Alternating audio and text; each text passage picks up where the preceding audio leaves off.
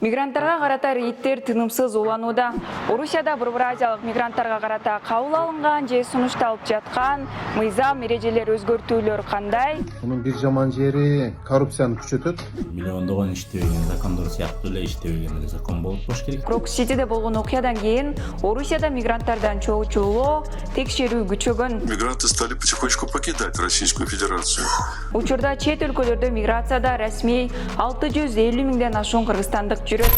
Эми Орусияда мигранттарга башкалардын көзүнчө өз эне тилинде шуурашканга болбойт. Бул гана эмес, орус жарандарына брат же сестра деп кайрылып, кой союп, курмандык чалганга дагы чектөөлөр кирет.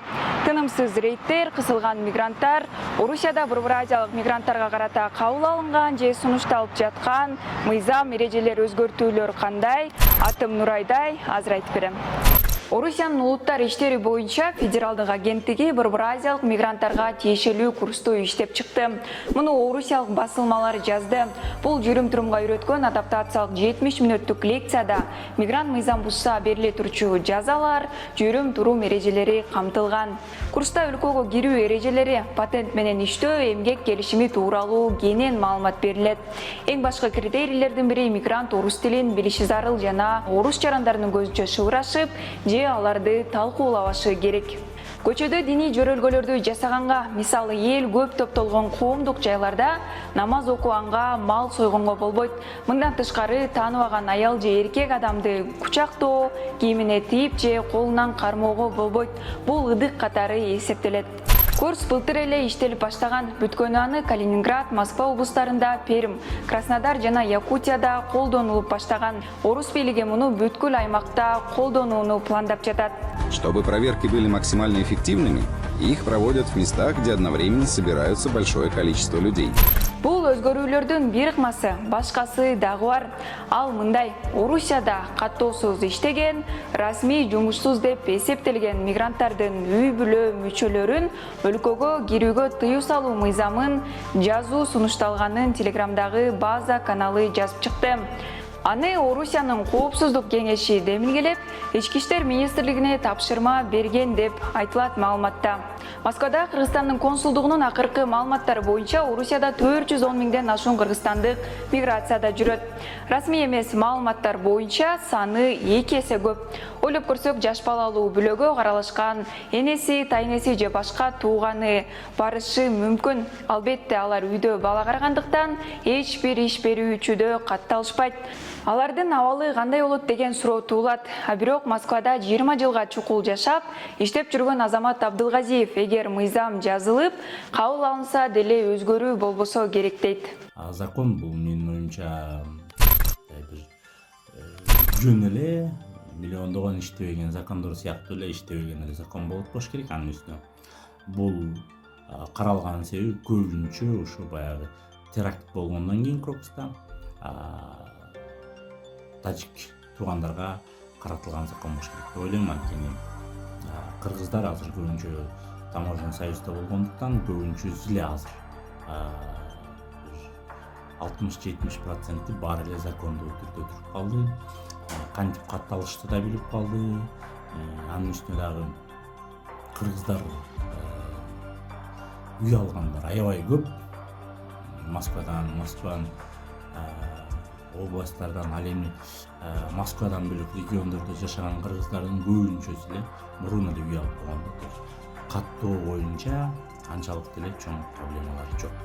Анткени менен айрым эксперттер акыркы убакта орус аткаминерлери сунуштап жаткан мыйзамдарды мигранттарга кысым деп баалашат.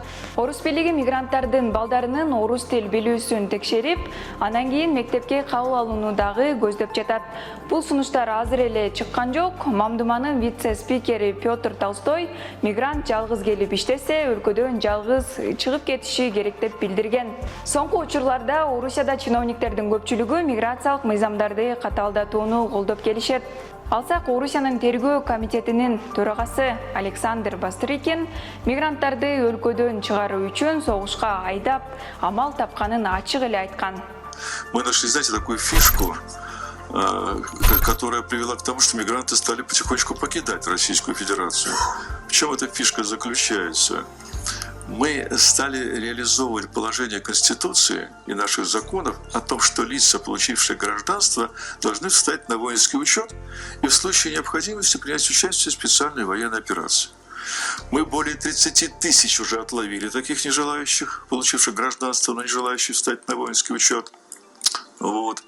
Поставили на учет, и уже порядка 10 тысяч из них направлены в зону специальной военной операции. Албетте, Бастрыкин айткан амал жаңылык эмес. Бурбуразиялык мигранттар абактан мажбурланып же өз ыктыяры менен согушка кетип жатканы белгилүү эле болчу.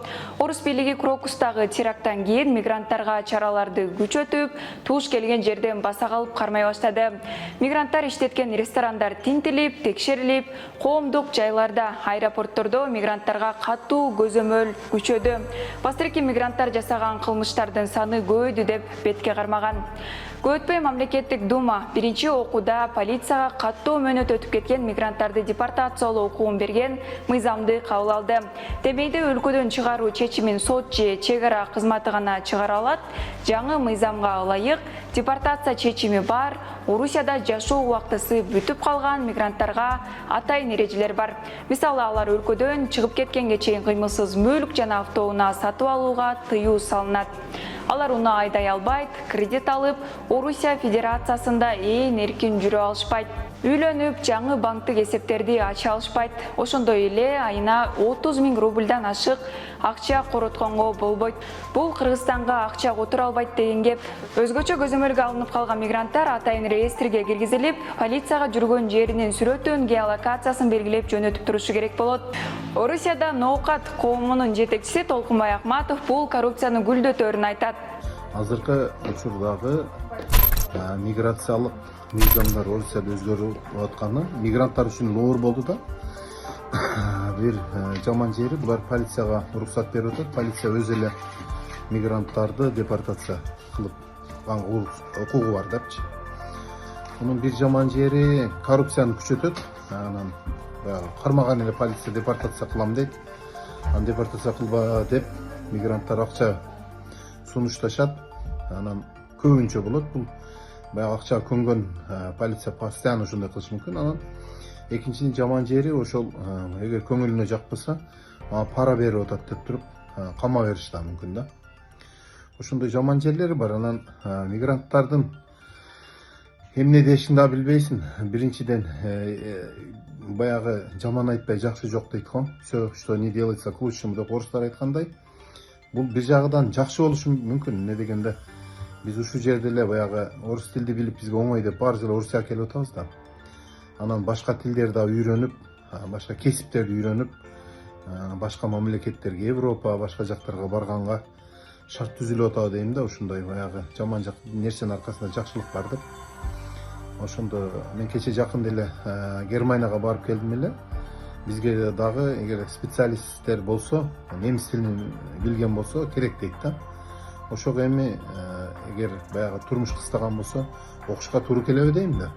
Мигранттарга карата рейдтер тынымсыз уланууда. Жакында эле Санкт-Петербургда полиция 2000ден ашык мигрантты кармаган. Салттуу болуп калгандай алар хостел, базарларда, курулуш аймактарда рейд жүргүзүп, видеодо көрүнгөндөй дрон колдонуп, иттер менен издешкен. Кармалгандардын орус тилин билүүсүнө өзгөчө көңүл бурулуп, миграциялык каттоосу, кылмыштарга катыштыгы бар жогу катуу текшерилген. Айрымдары депортация болгучакты Сахаровага жөнөтүлгөн. Рейдтерде полиция кармап, миграциялык мыйзамдарды бузган үчүн кара тизмеге кирип, Сахаровада жаткан кыргызстандыктар да бар. Мында мурда 21-ден 24 июнь аралыгында мекемеде кармалып турган 84 кыргыз жараны депортация болгон. 24 июнга карата дагы 124 кыргызстандык кармалып турганы айтылган. Абдылгазиев Орусияны миграциялык мыйзамдарды катаалдатканын кадимки эле көрүнүш катары баалайт. Менин оюмча бүт эле Европа, Америка ошо сыяктуу ар бир жыл сайын кандайдыр бир изяндарды карап, нелегально иштеп аткандарды көргөн сайын алар түшүнүп атат, эми мындай закон, эми мындай киргизем деп. Ошентип атып, анан азыркы учурда вот мисалы Москваны алып карасак, акыркы 10 жылда Собянин келгени, мэр болуп келгени ошо мигранттардын айынан эле казынасы канча бир миллиард төлөнөт да. Московская область, анткени ар бир адам 6000ден айына өзүнүн патентин узартуу үчүн төлөгөнгө, жана ошондой эле азыр официальный трудовой договор жок болсо, регистрация продление болбойт деп койду, узартылбайт деп, каттуу узартылбайт деп койду. Ошондон кийин дагы ар бир жаран мигрант налог төлөй баштады. Соода тармагында дагы, ошол эле такси тармагында дагы аябай чоң өзгөрүүлөр болуп атат. Мурун эми таксиде иштегендер без трудовой договор жок эле, агентский договор менен эле таксиде иштечи, ошол эле Яндекс такси налогун төлөчү болду да. Эми азыр болсо ар бир таксини ИП болуш керек, же болбосо самозанятый болуш керек. Ошондой деп закон киргизди. Эми Яндексте алган акчасынан төлөйт өзүнүн налогун, ошондой эле самозанятый болгон таксист дагы түшкөн акчадан 4% төлөйт. Ушул жылдын март айында Крок-Ситиде болгон окуядан кийин Орусияда мигранттардан чогулуу текшерүү күчөгөн. Мындан кийин мигранттар өлкөдөн чыгып кете баштаган. Эмгек министрлигинин маалыматына караганда, учурда чет өлкөлөрдө миграцияда расмий 650 миңден ашуун кыргызстандык жүрөт. Азыркы тапта анын 411 миңдеи Орусияга туш келет. Соңку бир жылда Орусиядан 180 миңдей кыргызстандык чыгып кеткен. Мигранттар башка жолдорду издеп Америка, Европа өлкөлөрүнө огон тенденция байкалууда. Биздин көрөрман, эгерде сиз Орусияда эмгектенип жүрсөңүз, ал жактагы абалды комментарийге жазыңыз. Аты жөнүм Нурайда Жекшенова. Көрүшкөнчө.